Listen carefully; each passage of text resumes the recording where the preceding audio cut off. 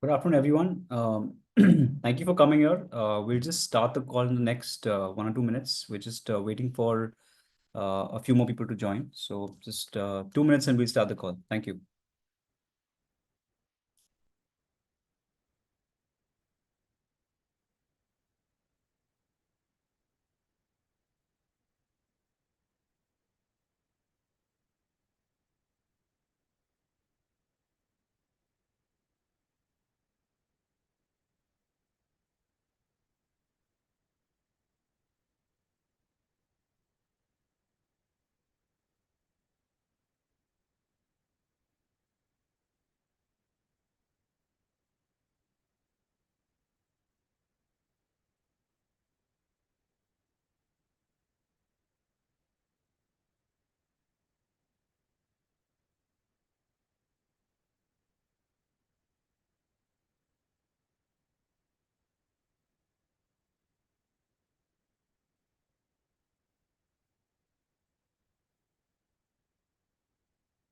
All right. So good evening, everyone.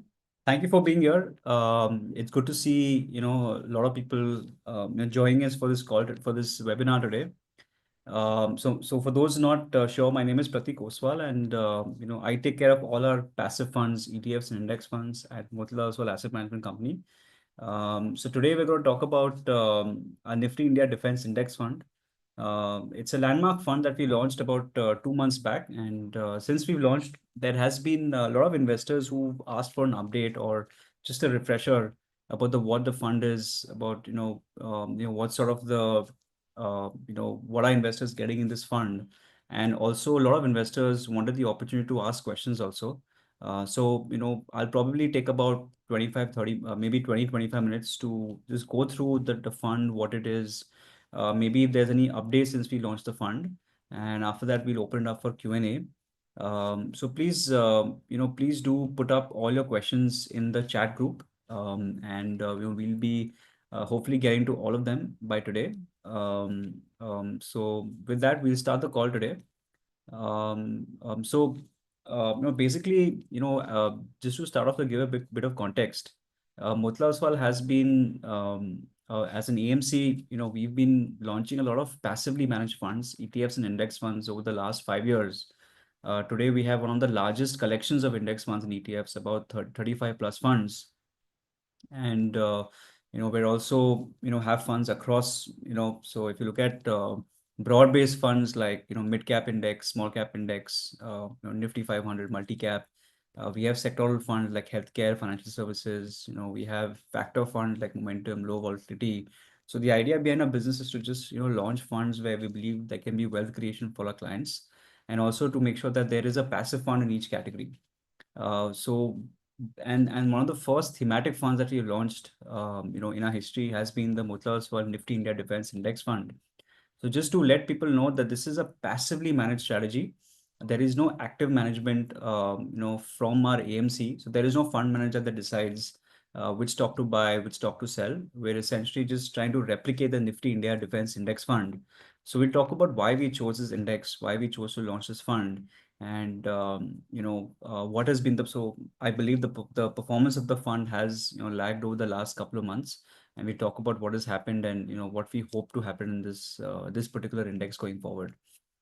So just to reiterate, this is a passively managed fund. So a passive fund is a fund that replicates the index, and the index here is the Nifty India Defense Index. So this is the index that is built by NSE indices. So just like you have Nifty 50, Nifty Next 50, you have the Nifty India Defense. So there is no active stock picking about whether we should buy this stock versus that stock. Our job is to replicate the index. So the idea behind this fund, our hope is that the returns of the index and the fund remains the same, for the next for the long term future. So that's very important. And second is obviously, we obviously as a house are extremely bullish and positive in this theme, and we'll talk about the opportunities about this theme as well. So to start off with, let's talk. So I'll quickly go through the presentation because we have a lot of, a lot of clients, a lot of investors, a lot of prospects who also want to understand what this fund is about. So, we'll be happy to do a refresher about this fund, and then I'll talk about, and then we can have a Q&A session. So please do put your questions in the chat group. So the defense sector has been a lot of focus in India in the last 2 years' time. There's been a lot of investments happening in defense. Defense companies have been growing at 60-70% a year. Even this year, the first quarter results have been quite great, where most of these companies are growing at 60, 70, 80% plus. So what we've seen is that defense has been a big focus because the government, has a big focus on exports, and also making sure that a lot of the defense budget that we have is spent towards, making sure that defense is homegrown. But let's understand from a global perspective. So globally also, as we said, military spending has been quite high. It's grown at about 3% a year since over the last 10 years. And globally, about $2.4 trillion is currently, spent on defense every year. So it's a pretty large amount. So that's, maybe two-thirds of India's GDP. So a large amount of your, global companies, countries are, investing in defense in a very big way. What we've also seen is that last year, which is 23, because of Russia-Ukraine war, we're seeing increasing focus in defense. What we've seen is that defense now is more about focus about protection as opposed to attacking. All countries are now really going out there and making sure that they have a good amount of defense infrastructure to avoid, if there is any conflict in the future, they're well protected. So again, very important. The war last year was a big catalyst, and that's why we believe that defense spending has gone up even more, especially in the last year. So we talked about the increase in conflict with the Russia-Ukraine war, with the conflict in the Middle East. There's also tensions between China and Taiwan and a few other smaller conflicts. So, most countries feel the need to really invest in defense in a very big way. Also, very, very important, people see investing in defense to be investing in peace. They feel that if you don't really invest in defense, then, you are essentially, not as, you are a lot more vulnerable, towards, I think towards any sort of conflict. And I think to maintain peace, this has become an important part in the world. So defense budget has increased globally. Where does India stand globally? India is currently at number 4, which is quite significant. The US obviously is the largest, spender, but India is also at number 4. So very important, even though India may not be the top 5 or top 7 countries in the world in terms of GDP, in terms of size, but in terms of defense spending, we are about number 4, with close to $84 billion that we spend on a yearly basis. And unlike the world, which is growing at about 3%, India's defense budget is growing at about 10% a year. So almost 5 lakh crores is currently the defense budget in India. And this is growing at 10%. And I think a lot of the allocation towards this money is going towards modernization. So very important, India globally defense is growing, but India is growing at a much faster rate. If you look at our overall budget, the India's full budget, defense is the heaviest item, with close to 13% of our country's budget currently invested in, in the defense budget. So almost 6 lakh crore is currently our budget for defense, as opposed to 45 lakh crore for the entire budget. So again, a large part, it's a very heavy item, and we believe that this heavy item, could offer very good wealth creation opportunities for investors who are looking to invest in this space. So India is also very high in imports. Currently a large part of our defense is currently imported. About $10 billion is currently imported, in the last 4-5 years. And, Russia is our biggest import, followed by France. So again, I think India is a very important, big import partner. We are huge defense imports. This obviously does play a big role in forex, but also it shows that we are dependent on other countries for our defense needs, which hopefully come down over time. In terms of India's issues with defense, we have obviously a large land. India is one of the very large countries in terms of land parcels, so that protection is very important. As we have border issues with places like China.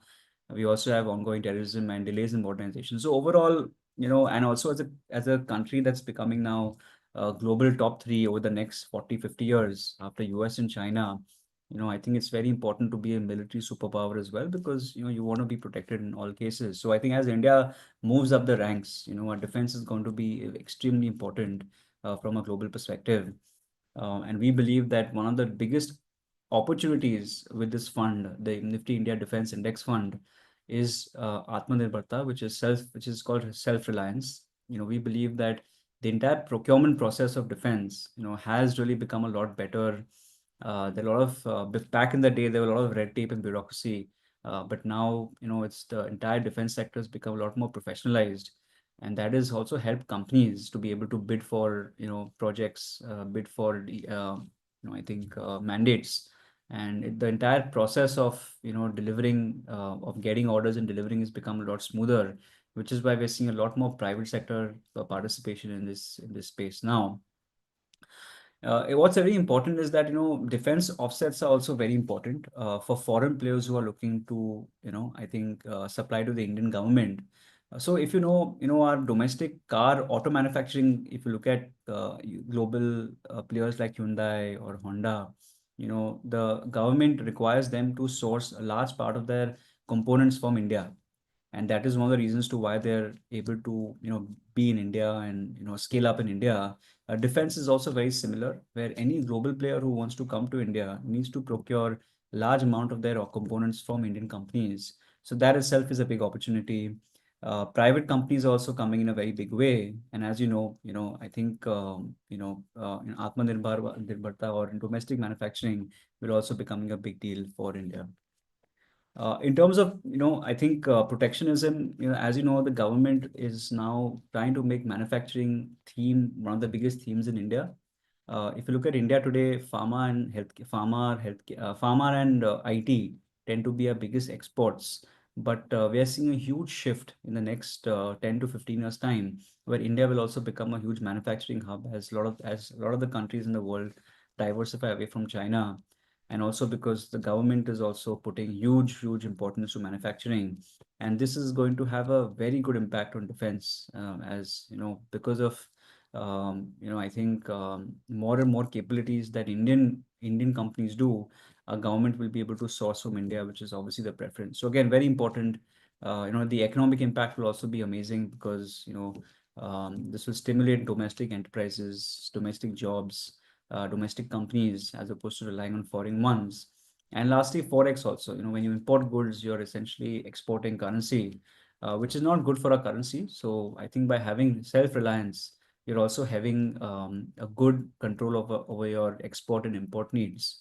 India is a big importer of oil and gold, so it's good that we keep some of our exports very high, so that we're able to counteract that. So again, very big export opportunity. So we are currently net importers of defense. Hopefully, over the next 5 to 6 years' time, we become next exporters of defense. So we talked about the local opportunity. We talked about the local opportunity, which is growing at 10%, very big in terms of budget size. The government wants domestic manufacturing to be extremely good. What's also very important is that exports also is also a very big opportunity. We are already, our defense exports have grown 3.5 times, 334% in the last 5 years. We currently export to 75 different countries, and this is also going to improve by a huge amount. Currently, I think we're exporting close to 20 to 25,000 crores, and the government has, I think, given a target of approximately double of that over the next 4 to 5 years time. So that's a huge number, and all this money is going to come back to homegrown enterprises. It's going to help us with forex. So again, the domestic Atmanirbharta is a big opportunity, but also exports are also a big opportunity. And we believe that both combined will give the space a lot of benefit over the next 5 years time. So India, the good thing is that India is also investing in modernization. We believe that modernization is something which is going to be a key theme, in this sector. And as you can see, a lot of these new age defense verticals like intelligence, signature reduction, network-centric warfare, autonomy, drones, system resilience. So there's going to be a lot of, modern defense solutions which are going to be a very big part of the budget because warfare and maybe defense in the future is going to look very different from the past. So these trends are very important, and Indian companies are also investing in these sort of talents and these sort of technologies as we move ahead. When you look at the Indian defense companies, there are obviously only about 12, 15 companies that are currently listed that qualify for this index. But this is a very good visual representation of what really, I think, when you're looking at buying this index, you want to see what these companies are selling. So this is a very good visual representation of what these companies are selling. So HAL is India's biggest company in the defense sector. Tejas, Chetak are obviously something that a lot of people have heard of, and that's a big item in terms of demand. BEL or Bharat Electronics also is a very large company. You have Masgao Dock Shipbuilder, which obviously is very important for our defense needs, and also Cochin Shipyard. So shipping companies, defense, aeronautics companies, all are very significant, and these play a very big part in your portfolio. You have data patterns and MTR. So overall, what we're seeing is that there's a lot of um, companies that are very relevant today, and this number is only going to improve over time. So people talk about, how big can this sector be? We believe that this sector is still extremely small subsector. We believe that defense comes under manufacturing, and manufacturing itself is a very big theme. So we believe that this sector is still extremely small. There's a lot of opportunity for us to grow. And if you look at the comparisons between US companies and India, you'll see that despite, something like HAL being 3.5 lakh crore, we're still very tiny compared to some of the largest companies in the world. The fourth largest company in the US is 10 times the size of India's largest company. So the opportunity to build imports, exports, opportunity to build, making sure that all of our defense needs, which is, 5-6 lakh crore, is met by domestic demand itself is very large. And we believe that this big opportunity also gives rise to investment opportunities is what you're getting. So again, very, very large, and also opportunity for export import, for when it comes to this particular index. So we talked about the global growth rate, talked about the Indian growth rate, we talked about domestic manufacturing, we talked about exports, and we talked about the fact that Indian companies are still very small compared to some of the larger players in the world. So we have a long way to go in terms of making sure that we have some of the largest companies in the world. So with that, we quickly talk about the index. Talk about the fund. So Motilal Oswal launched two funds, the Motilal Oswal Nifty India Defense Index Fund, and the Motilal Oswal Nifty India Defense ETF. So both are passively managed funds. That means that the idea behind these funds is to just purely replicate the index. We don't have any calls or which stock we buy, which stock to sell. We are just trying to replicate the index. If the index does 10%, we do 10%. If the index does 50%, we do 50%, and vice versa. So that's the objective behind this fund. We believe that passive is a very, very, very good way to play this sector because the number of stocks are very small. So, the opportunity for stock picking in this subsector is very, very small. You only have about 12 to 15 stocks, and it's very hard for you to take a call about which stock to buy, which stock to sell when you have just 12 to 15 options. So this is a passively managed fund. This is an open-ended fund. And again, I think it's it's a mutual fund format. But how does it work? The objective behind the fund is to track the performance of a portfolio of stocks that represent this index. So, the how does this index work? When a lot of people ask me that, how do you decide which stocks to buy? So this is the methodology about how it works. Basically, what Nifty does is they take the total market index, which is India's top 750 companies, which is large cap, mid cap, small cap, micro cap, and within that, they choose stocks, and those stocks have to be a part of SIDM, which is Society of Indian Defense Manufacturers, and within that, at least 10% of your revenue has to come from defense. So that's the most important criteria. Unfortunately, only about 12 to 15 companies qualify for this. And then based on the qualification criteria, you would basically weight it according to size. So the larger companies will get a large size, the smaller companies will get a small size. It's very important that this index has a stock weight cap of 20%. So no stock can go above 20%. That's very important because what we've seen in this particular index is that India tends to be large cap and small cap. So a stock cap makes sense. Make sure that you have enough diversification in your portfolio. So this is a very simple definition of how the stocks are screened and how we come to this index of 12 stocks. So this is the top 10 stocks in India. This is as of August, which is last month. As you can see, because of the stock cap of 20%, you're pretty exposed towards the top three stocks. So top three stocks would be about 55 to 60% of your portfolio, and the rest will also be quite safe. So it is a very, I would say, a top 10 heavy index because very few stocks qualify for this index based on the methodology I discussed. Also very important, the good thing is that this index is very well structured between large, mid, and small. So again, 40% large caps, 40% mid caps, and 22% small caps. So very well structured, in terms of size. But yes, the number of stocks are quite limited, and that's something which hopefully, as we have more and more IPOs, as we have more and more defense stocks getting listed, we'll hopefully see an expansion universe for this particular index. So the performance is been quite crazy for this index. As you can see, this is the Nifty 50 versus the defense. So last 4-5 years, the performance has been quite amazing. If you look at the even the calendar returns, 2024, even this year, in fact, this index has beaten Nifty by about 50%. Last year has beaten Nifty by about 70% the year before. So overall, what we've seen is that last 5 years have been a golden period for defense. We believe that obviously going forward also there is a lot of wealth creation opportunity in the space. But historically, it's done extremely well in terms of returns. As you can see, the 5-year return has been quite crazy. We always tell investors is to not really look at past returns very strongly, especially in a thematic sector fund, because there are changes that keep happening. When you're looking at equity as an asset class, you have to look at it from a 5 to 7 year perspective. But if you're looking at thematics, you have to look at it from a longer perspective because thematics tend to be very cyclical. Also very important is that, people should not be carried away by the sort of really crazy return that we've got in the last 3 to 5 years time. We believe that obviously no one knows what the future is going to be like, but there's a very strong likelihood that this may not really. There's a low probability that this will continue the next 5 years. But however, we still believe that as an index, it'll do extremely well. Wealth creation opportunities are tremendous. And we as a house are very bullish on this segment overall.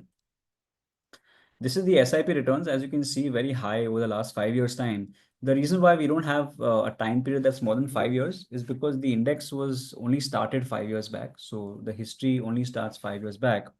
And the reason that is because we didn't have a lot of defense players, before so the sector itself is very new.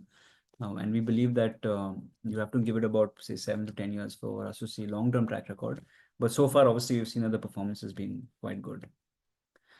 In terms of valuation, again, valuations have come down from where they were 2 months back. Price to book, price to earnings have dipped from where we were about 3, 4 months back. Again, this doesn't really, this sector is on the expensive category. However, it's also growing at about 60-70% a year. So, some valuation premium is something justified. It's very hard to say things will become more expensive or less expensive, but it's important to understand that you need to take a long-term call on these sort of indexes, because you have to give the earnings to catch up to the valuations as well. So again, valuations are on the expensive side. They have come down, which is good. Hopefully we'll see earnings catch up also in a very meaningful way. If you just look at the Q1 earnings, which we couldn't talk about when we did the NFO, most of these companies, their profits have grown by about 60 to 70%. So over last year. So, earnings continues to be very strong. Order books continue to be very strong. And obviously, we believe that, if they're able to really, make sure that they're able to, convert orders into profits, then, we'll see good wealth creation in this segment. So this is a very good chart that talks about, the sort of profits of these companies, over the last 4 to 5 years time. As you can see, the profits have all grown, for a lot of these company, close to, I think, it really differs. But so far, what we've seen is, over the last 4 to 5 years time, profits have grown significantly, and hopefully we'll see, similar profits to grow in the future as well.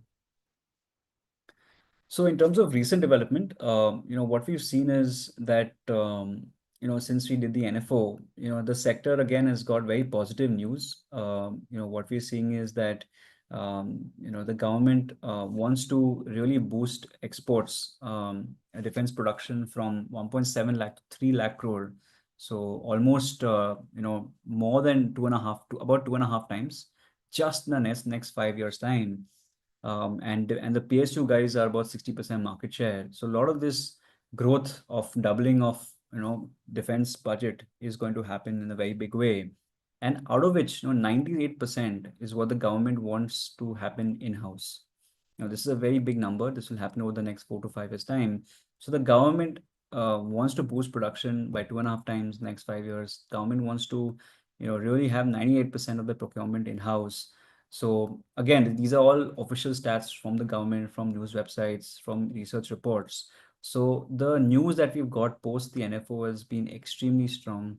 Again, very important, even exports, the current exports will go from 21,000 crore to 50,000 crore. So almost 2.5 times in the next 5 years. So next 5 years are going to be very interesting, where production will improve 2.5 times. 98% will be domestic, so our reliance on imports will go down. Um, about 36,000 defense items will be indigenized, which means will be domestically produced, over the next 4 to 5 years time. And also exports are going to grow by 2.5 times. So overall, what you're seeing is tremendous numbers. 2.5 times over 5 years is quite a high in terms of compounding number. And we believe that as a sector, they will really, benefit from this sort of impetus and focus that the government has on defense. So just to wrap up our call, and then we'll open it up for questions. The sector is expected to grow at a very fast rate. As we saw, domestic is 12% of our budget. It's going to be growing at 10% a year. So very large budget and grow at a very fast rate. Geopolitical issues and India's rising focus on self-reliance or Atmanirbharta will really help our domestic manufacturing in a very big way. The government is really focused on building our exports business. It's currently already export to 74 countries. Exports will go from 21,000 crore to 50,000 crore over the next 5 years. Imports will obviously come down as government wants 98% of defense to be, really happen in-house or in the same country. And obviously, policies like Make in India will also benefit from this segment in a very big way. So that's the key takeaway from this fund. Obviously, we as a house at Motilal Oswal are very positive on the long-term value creation of this fund. We believe that this index or this strategy has the capacity to really outperform broad-based indices like Nifty 50 or Nifty 500.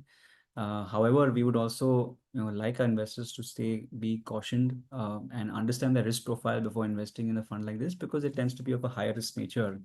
So either you have a very small proportion of your portfolio, or you may not participate because it is a very, very subsector or theme, which is quite volatile. So that is something which you have to keep in mind. However, we believe that wealth creation is very much expected. Looking at all the stats, all the analysis that we've done, and obviously valuations are a concern, but we believe that growth rates and profitability have also really helped the sector in a very big way. So overall, what we're seeing is, yes, very good in terms of long-term value creation. May not be as high as what we've seen in the past, which is 60-70% returns. It may be a lot more muted, but again, we believe that this has a capacity to outperform our benchmark indices like Nifty 500 and Sensex. So with that, thank you so much, and we'll obviously take some questions. We have a large number of questions, so I hope to we have a lot of overlapping questions as well, and hopefully I'll be able to get to most of them over the next half an hour or 45 minutes or so. But thank you so much, and please do post in your picture of your questions in the question board, and I will get to it. Thank you.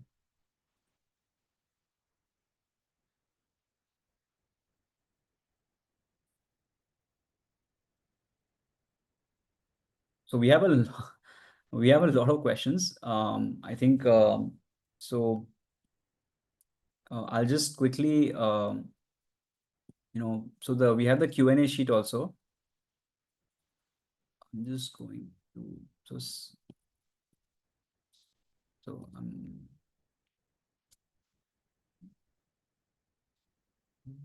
I'm trying to get a sense of my team to send me the questions so that I can start answering them. Um, Sam Smith, are you there?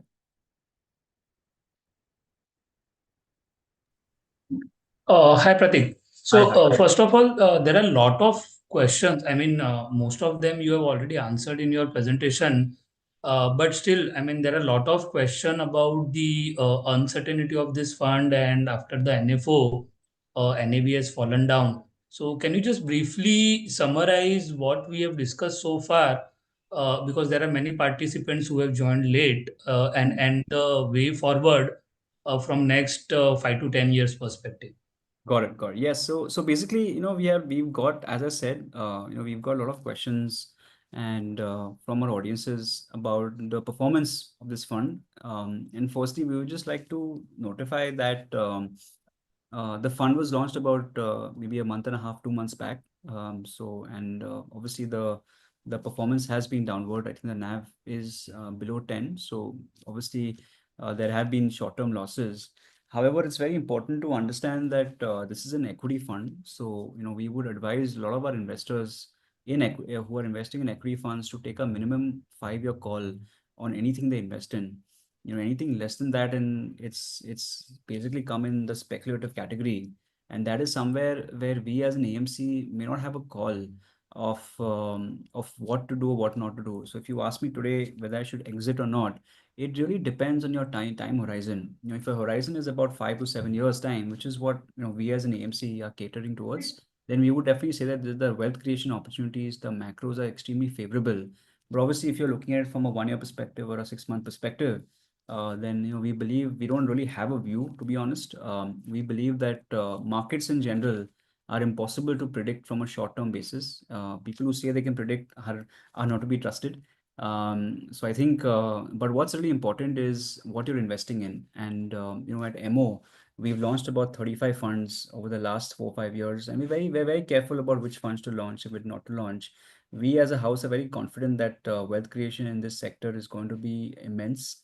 Already, we know that lots of private corporations are entering this segment. The profit margins in this segment are going to be some of the highest in our industry because barriers to entry are very, very, very high. So a lot of private companies are coming in. As I said, the order books are very large. The export opportunity, the export opportunity, the domestic opportunity, the budget is quite high. So we believe that making a comment on exit and entry is not something which anyone should do on the basis of obviously research. We would advise all investors to look at this from a 5 to 7 year minimum perspective, and maybe not look at 2 3 month performance because no one can really predict what's going to happen. So that was very important. And that's something which we abide by. We are not saying this is a good entry point or this is an exit point. We believe that from a long-term perspective, every point is a good entry point. As investors who are long term, we believe that you should invest in good opportunities, and defense we believe is an excellent opportunity for long term wealth creation. Thanks. As you were mentioning that from long-term perspective, every point is good point to enter.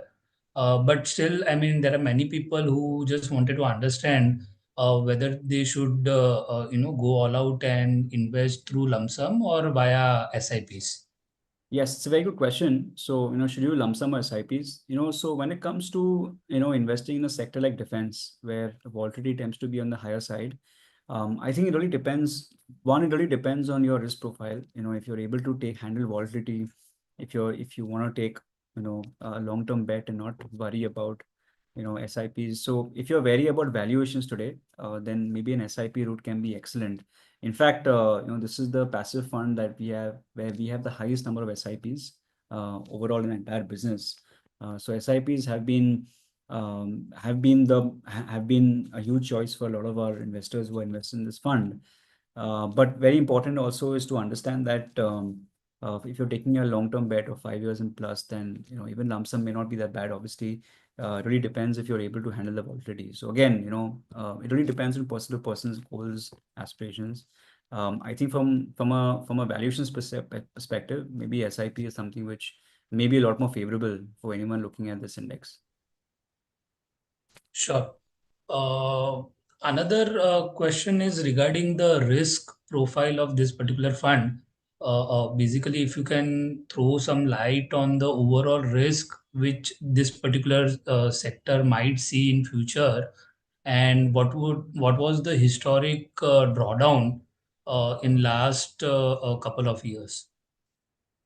Yeah, so the risk profile of this fund. So the thing is about thematic. So if you look at our portfolio, suppose you have to build a portfolio of say 10 lakh rupees. Then most of the portfolio, and this is a 10 lakh equity fund, equity portfolio. I would say most of the capital should be invested in say like a flexi cap, multi cap, Nifty 500 type of a scheme. Those are very good funds, diversified funds across different caps, large cap, mid cap, small cap, diversified across different sectors. So that should be a major part of your portfolio. Defense is more of a satellite or a smaller part of your portfolio. So we would not really recommend this to be over 10% of your portfolio. I think 5 to 10% is a good number if someone looking at this from a long-term allocation.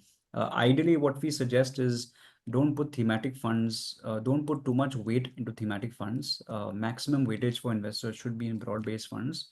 And then obviously, if people have the risk appetite, which obviously here tends to, if you're a conservative investor, then it's best to skip this type of a fund because it tends to be very volatile and even drawdowns. So far, because we only have a 5 year history of this index, we haven't had any drawdowns. And as you know, since COVID, markets have been in one way.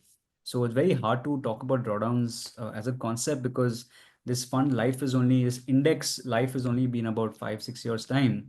But we believe that thematic sector funds tend to have much higher drawdowns than broad-based funds. So, if you do have a drawdown anytime in the next 5 years, then you can expect this to be higher than what you would expect in a Nifty 50 or a Nifty 500. Having said that, very important is defense. We believe will be a non-cyclical theme. What does that mean? That means a lot of industries today, like consumer or healthcare, they are not really defined by good markets and bad markets. When the economy is not doing well, people are still buying toothpaste, people are still going to the hospital, people are still doing healthcare checks. So, the thing about non-cyclical stocks are stocks that do well in all market conditions.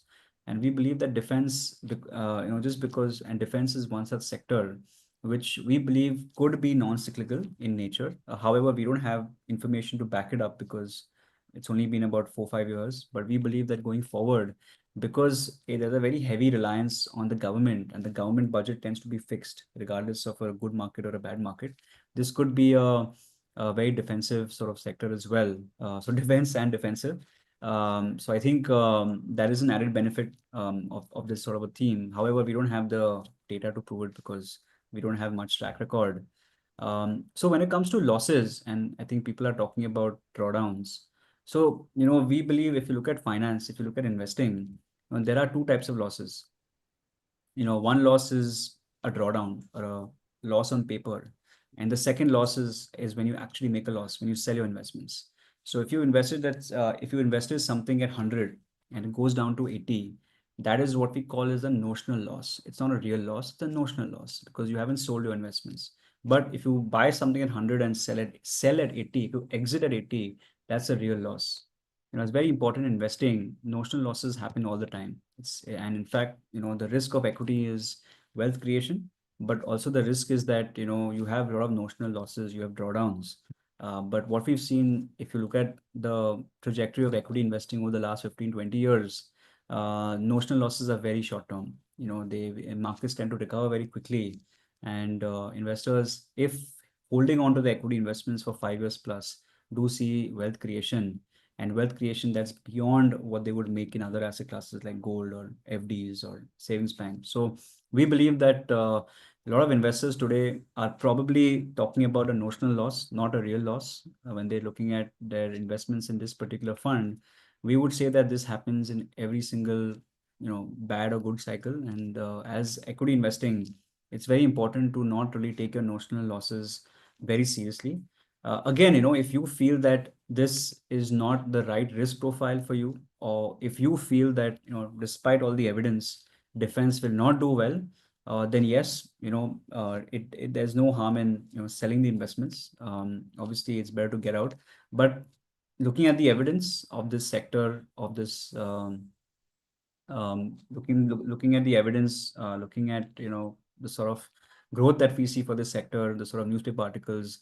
I have yet to see a negative article on defense, to be honest. The only negative articles that we see are more to do with valuations, which, to be honest, is very hard to say because these companies are growing at 50-60%. But yes, if valuations are a concern, then we would recommend maybe doing an SIP, where you're able to sort of invest over time and ensure that you're invested, while not having to take risk on valuations. But also even SIP is very important that when you do an SIP in a mutual fund, it's important to invest in good as well as bad times. Stopping SIP is worse, is as bad as selling your investments at a notional at notional losses. So the whole point about SIPs is to actually invest in the lower markets, and that's when you get to come into stocks at a much lower valuation. So if you do end up making an SIP or a lump sum, we would recommend you to take a minimum 5-year outlook, minimum 5 to 7 year, when you're looking at this particular fund.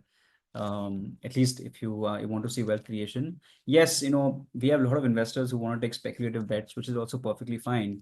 However, we as a house do not really have much insights of how this will do over the next 2 months, 3 months, 6 months, even 1 year. We do know that the earnings have been very strong, and we don't know that the earnings over the next 3 years are very positive. And ultimately, that's what really matters when it comes to stock market performance. So that's just a simple outlook to where we think where we are and how you should look at these sort of investments. Sure. Thank you. Another question is related to the how stocks are selected for this particular fund, and going forward, it will have only government companies, or we will include private as well as MNCs also into this particular index. Yeah, so it's a very good question. So currently this index is, as I said, a passive fund. So the inclusion and exclusion criteria is decided by NSE indices. So NSE indices decides what stock goes in, what stock goes out. We just replicate the index. The current methodology is that you look at the entire top 750 companies in India, which is Nifty total market cap, and in that you essentially select stocks that are part of the SIDM, which is the Society of Indian Defense Manufacturers. So if stocks qualify that, and in addition to that, there's a minimum 10% of the revenues are coming from this particular sector, which is defense, then it will be qualified in this index. That's the qualification criteria for this fund. So very important. So it's not very complicated. SIDM and 10% of that. The reason why 10% is because a lot of companies that are part of SIDM, where they're not making much revenues from defense. So even though they might be a part, the idea is to invest in defense companies, not companies that are a part of this SIDM. So there's a 10% threshold there. And if you qualify all that, there are about 12 to 14 companies that qualify, and that's what you would invest in this particular index. Thanks. Another question is related to the churn. Basically, being an index fund, but still, I mean, there are many people who are asking whether we actively can churn the portfolio or not. Can you just repeat little bit more about how exactly portfolio is reconstructed or reconstituted, and what is the timeline for rebalance, etc. Yeah, so I'll just quickly share the slide that talks about the methodology once more, because since there are a lot of questions on that, just give me a second.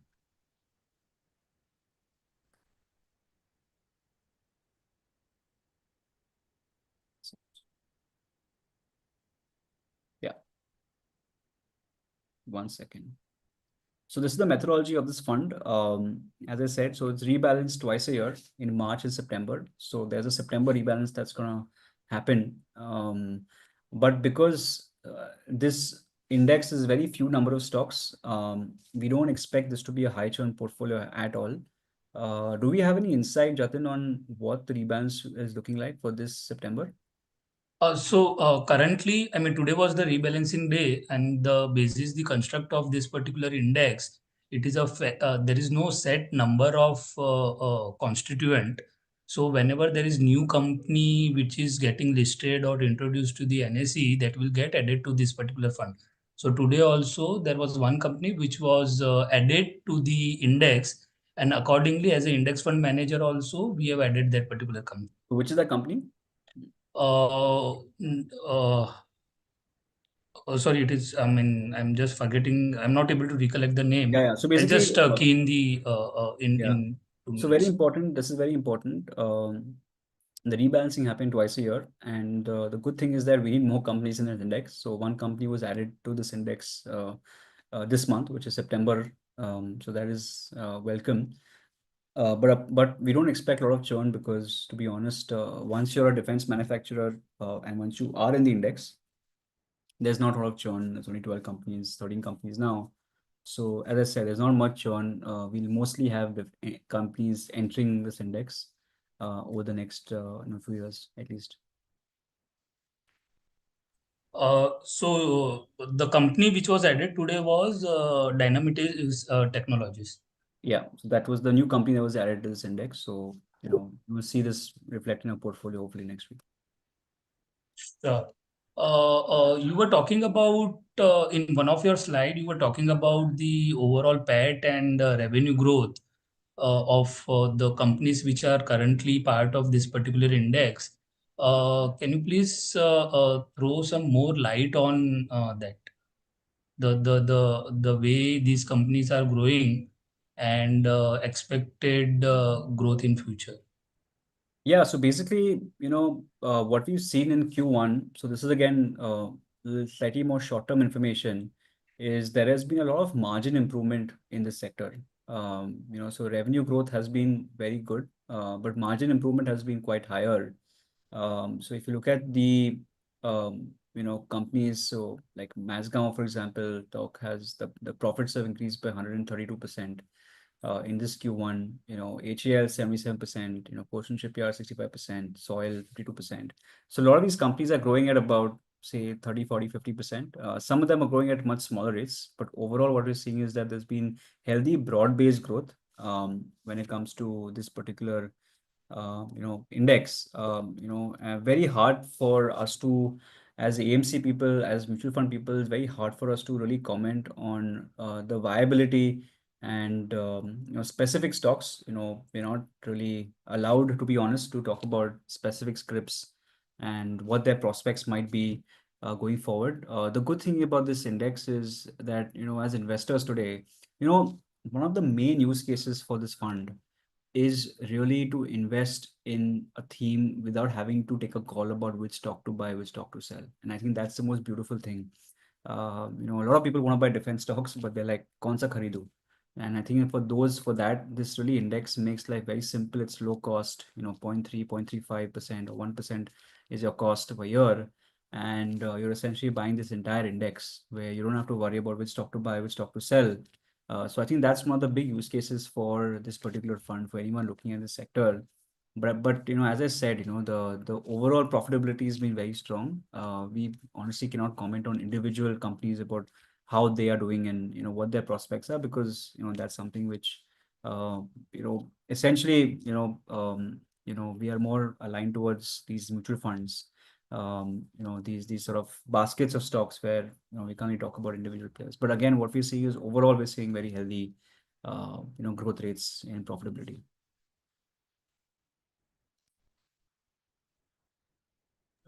Sure. Another question is, of course, I mean, we touched upon this particular aspect, but people also want to understand that being an index fund, are we exactly replicating the underlying index, the percentage of the stocks which are available in that particular index? are we holding in same percentage, or is there any room for taking any kind of active call? Yeah, it's a very good question. So there is no room for any active call, zero room for active calls. We are bound by regulations, and our job is to just replicate the index. So if a stock like HAL had a 20% allocation, 21%, we have to do 21%. If a stock has a 7.6% allocation, we have to do 7.6%. So very important. We have no leeway, or we have no really choice or any discretion on how much we can allocate to each stock. There is no active management at all. We don't take any cash calls, close to 0% cash.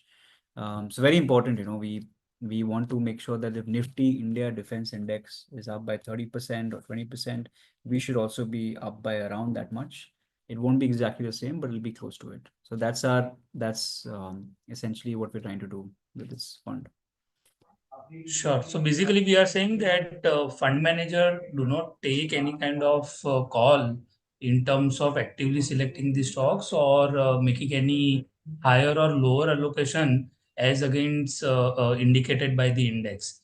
However, having said that, in that case, exactly what is the role of fund manager here in terms of making this particular product more efficient? Yeah, so the fund manager's role here, at least in our perspective, is to make sure that the returns match the index. So there is a concept called tracking error, tracking difference, which investors, where our efficiency comes into perspective. If we are able to match returns of this index well, then our tracking error is very low. So our objective here is to minimize the difference between the fund and the index. That's it. So that's our biggest goal as an AMC, and that's what we will hopefully do in a very good way. Already in most of our funds, we have the lowest tracking differences, tracking errors in the industry, and hopefully we can replicate that for our defense fund as well. But yes, I think that's the main sort of role of us as a fund manager when it comes to this fund. Sure. There are many questions around the current AUM which this particular fund is having. Uh, Also, people want to understand that the during the NFO, whatever collection was there, that was invested at that point of time only, or we kept some cash in the fund for future. Also, how has been the AUM flow in last couple of months? Is it increasing, decreasing? What kind of trend we are seeing in terms of getting the traction for this particular fund? Yeah, so this fund continues to get very good traction. We had close to 3 lakh plus applications and the NFO, which is the highest. We had about 1,600 crore come in. We had another, I think, 600 to 700 crore plus that's come in post NFO. So in terms of post NFO, this has been one of the most successful funds in terms of money coming in. And also, this fund is one of the largest SIP funds at Motilal Oswal Asset Management Company. So again, the traction post NFO has been good. But we believe that more than traction, I think we would, the we would obviously the idea behind this is to not really is to if you look at our Motilal Oswal, we really want to ensure wealth creation for our clients. That's one of our biggest goals, and for that to happen, we need our investors to take long-term bets on sectors, themes, funds. If you look at any fund that we've launched, any of the 35 funds that we've launched in passives as well as in active in the last 5 years, most of them have handsomely beaten the Nifty 50, which shows wealth creation. And we believe that this fund also has the capability to that. But we really ask our investors to continue their SIPs, to continue their investments. Yes, obviously, if it does not match your risk profile, if it doesn't really work out in terms of what we're looking at, or if you have a short-term perspective, we don't really have a view. But for wealth creation, we do ask investors to take a long-term view on any equity fund, not only defense, but any equity fund should be looked at from a 5 to 7 year perspective. Sure. Another question is regarding there are only 15 stocks in this particular 15 to 16 stocks in this particular index. then what is the advantage of investing into this fund versus direct defense stocks? Yeah, so it's a very good question. So both options are good. You can invest directly in stocks or you can invest in index fund. What the advantage the index fund does is makes life very simple, where you're not really exposed to. I mean, buying 15 stocks, but in what proportion will you buy it? How are you allocating your investments, your money across 15 stocks? The reason why the index model works very well is because when you're buying into a defense index fund, you don't have to worry about one taxation. I think there's no capital gains tax when you're churning portfolios when mutual fund format. So mutual funds are a lot more efficient in the way they manage their money. The second is that this fund will be managed dynamically very well with us as mutual fund holders. I'll give you a simple example. The Nifty 50 20 years back and the Nifty 50 today has very less overlaps. 20 years back, Nifty 50 was infrastructure, oil and gas. Today, Nifty 50 is IT, financial services. Tomorrow, it might be something else. So the beauty about investing in index fund is that the index fund will always be relevant to the times. Tomorrow, if a defense small cap stock becomes a large cap stocks, automatically that will reflect in your portfolio. Tomorrow, there's a new defense stock that comes into the market where we will automatically add it to this portfolio. So we are really relieving investors of taxes, of burden of choice, of churn. You don't have to worry about what to do, what not to do. And also we will make the changes for you, without you having to really do anything. So it's the best way of passively building wealth. Um, Again, and also defense is one such sector where it's really tough to take a call about which stock to buy and sell. There are good amount of companies, but overall these companies seem very similar. And the innovation that happens in these companies tends to be quite advanced. When there's a new product that a defense company launches, the demand of it can either be 10,000 crores or it can be zero. So by buying an index fund, you're ensuring that if a company ends up, becoming very big, you are essentially playing that, game when you're buying an index fund. So I think it really makes life easy if you're obviously bullish on the segment. However, yes, if you think that you're able to pick stocks better, then single stocks is obviously also okay. Really depends on your preferences. Sure. Another question is regarding ETF and index fund. As we mentioned that we have both the structures available for this particular fund. Can you talk a little bit about the cost structure of ETF versus index fund and whether investors should prefer ETF or index fund? Yeah, so both will give you similar returns. So from a cost perspective, also, the ETF will be the same as the index fund. So not a lot of differences. The index fund has two plans, regular and direct, but apart from that, the cost structure as well as the performance should be very similar.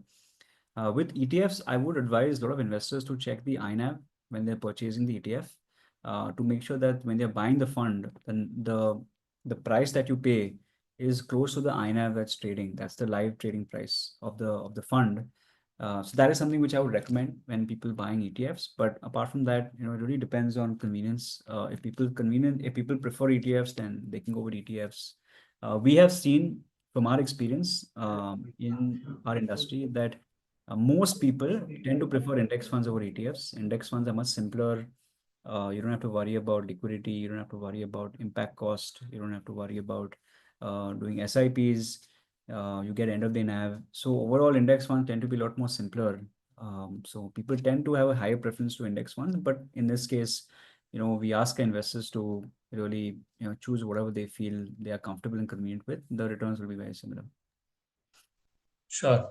One last question about there are couple of questions around if we are planning to launch similar thematic or sector funds. Yes, so we are looking at launching sector and thematic funds. We have a few lined up, which hopefully will launch over the next 4 to 6 months' time. So please do, there's one very, very interesting one that we are launching, which is very close to our heart. That'll be launched, and this is an index fund. We'll be launching it in November, hopefully, end of October, November. We're very excited about that launch. It's a fund that will track the capital markets. But again, we'll obviously make the announcement when we can. We already have we for this particular fund, we have both index fund and ETF options, so people can choose what they would like to do it. Again, I would like to reiterate the investors on the value of long-term investing. Drawdowns are very normal part and parcel of the game. It happens to all sectors and themes. If you are invested in this fund, we would advise all of you to take a long-term bet, long-term call, and equities as an asset class, in defense as an asset class, because we are very positive. The numbers are good, and we just need investors to take some time before hopefully there's good amount of wealth creation. And obviously, I think the feedback that we've got is we should do more of these calls. So rest assured, we will do more update calls on this particular fund going forward, maybe once every quarter, to ensure that people who are invest in this fund, have obviously they have some updates that they keep having. So that's something that we will also continue to do. And obviously, if people have any other questions, please do feel free to reach out to me directly or to our team at MO. I'm not active on social media, but I tend to reply to people very quickly on Twitter or LinkedIn. So please do get in touch with me, and I reply to almost everyone. And otherwise, please do get in touch with the customer service team. And if you want any information about the fund, please do get in touch, and hopefully we'll be able to answer all your questions. So thank you so much for coming here, and we hope to see you again very soon. Thank you very much, Pratik, and thank you all the participants for taking out time and attending this webinar. As Pratik mentioned, we would like to hear more from you. Please feel free to reach out to our customer service or through any other medium which is convenient to you. Thank you once again. Thank you very much. Thank you.